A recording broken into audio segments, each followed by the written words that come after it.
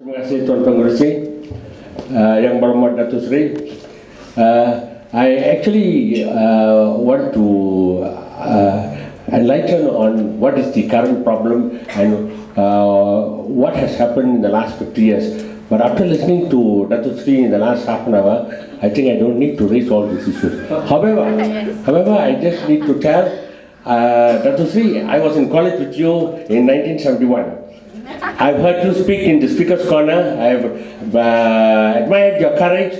You have raised issues with Professor Umkasis, and I know those were the starting days, but we will see good things coming in Putrajaya in time to come. Datuk Seri, now what worries me very much is the last 50 years of degradation, the social, economic, and human rights of several communities had been degraded, and I will use the term minority group rather than as Indians, because I think we should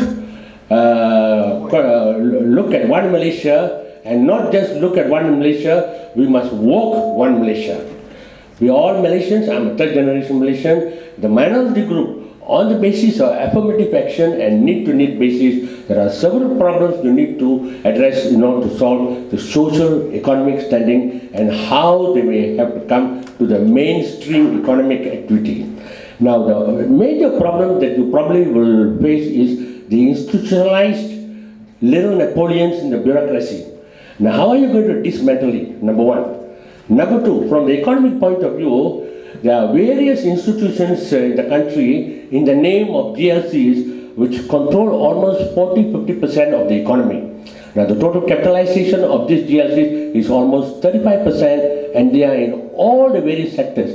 And this acquisition trail of financially strong GLCs is ongoing and going and taking over well-managed companies. Now the question is, would you allow complete free enterprise and private sector involvement rather than getting GLCs to take over companies and then subsequently the financial profitability getting eroded?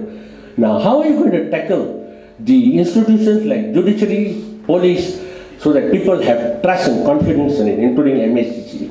Number three, mainstream media. Now, we are Malaysians, we are educated, as Keith Wantan said, no more bullshit, we are Malaysians. Yes, we are not going to listen to mainstream media anymore. Do you have any plans to make sure that you give us fair and transparent views on all happenings in this country? Thank you.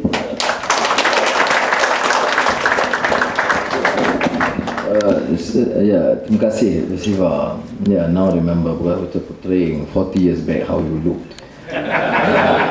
Not much different. But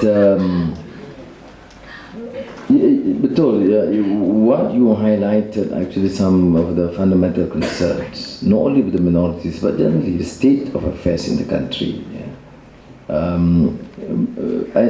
have defended the bureaucracy generally, but then there must be clear policies and directions.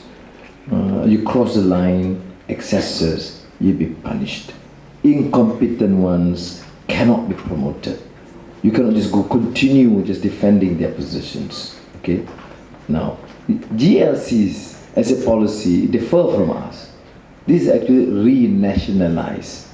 We must not encourage a system, economic system, where you have some form of nationalization. Some are not very competent, as you know. The track record and the companies are not too outstanding. I cannot generalize, but as a matter of principle, we cannot just keep them in the present format. Now, judiciary, police reforms we have already announced. Media, of course, has to be free. The day we take over, we have to handle the issue of a new media.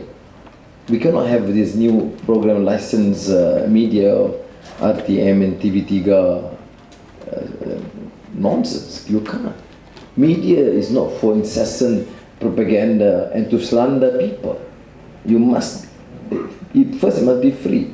My friend Habibie, when he took over as president of Indonesia, the first day he freed all political detainees. I asked him why. He said, Pak Anwar, saya bukan orang politik. Saya nggak mau ini conscience saya. I'm not. How do I answer to God for people being detained 7 years, 10 years without trial? Yeah. And then in a week, media bebas. Media bebas to at great cost because sometimes people get too excited and they write everything.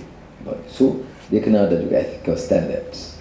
But I think I agree. So that's why bila kita sebut apa kata naik government, you tidak boleh bayangkan just adjustments of the present policies. No. It's not a matter of replacing a prime minister or ministers. No.